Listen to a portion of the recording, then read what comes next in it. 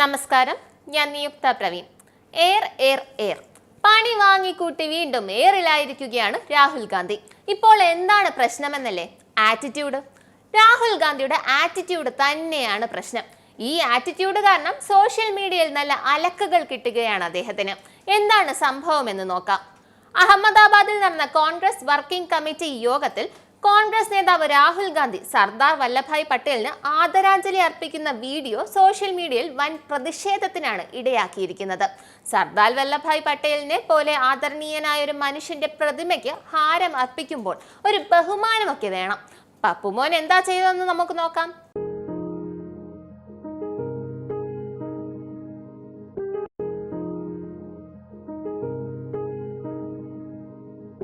കണ്ടല്ലോ, ഇത് ഹാരം അർപ്പിക്കലാണോ അതോ വലിച്ചെറിയലാണോ? എന്തായാലും മോശമായി പോയി. രാഹുൽ ഗാന്ധി കുറച്ചൊക്കെ ബഹുമാനം കൊടുക്കാം. എന്നാൽ രാഹുൽ ഗാന്ധിയുടെ ഈ പ്രവൃത്തി ആദ്യം ചൂണ്ടിക്കാണിച്ചത് Andhra Pradesh BJP vice president Vishnuvardhan റെഡ്ഡിയാണ്. ആരാണ് ഇങ്ങനെ ആദരാഞ്ജലി അർപ്പിക്കുന്നത്? രാഹുൽ ഗാന്ധി യാതൊരു ബഹുമാനവും ഇല്ലാതെയാണ് മാല എറിയുന്നത്. ഇതെന്ത് മനോഭാവം? മൂല്യങ്ങളില്ല. ഇതായിരുന്നു പോസ്റ്റിന് താഴെയുള്ള അടിക്കുറിപ്പ്. ഇത് സോഷ്യൽ മീഡിയ ഏറ്റെടുക്കുകയായിരുന്നു. പിന്നെ പറയണ്ടല്ലോ, സോഷ്യൽ മീഡിയയിൽ ആകാശ പര്യടനത്തിലാണ് ഇപ്പോൾ രാഹുൽ ഗാന്ധി. താൻ രാജവംശത്തിൽ പെട്ടവനാണെന്നാണ് തനിക്ക് വിചാരം.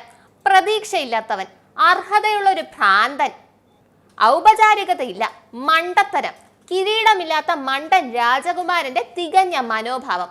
ഇങ്ങനെയുള്ള കമന്റുകളാണ് സോഷ്യൽ മീഡിയ നിറയെ.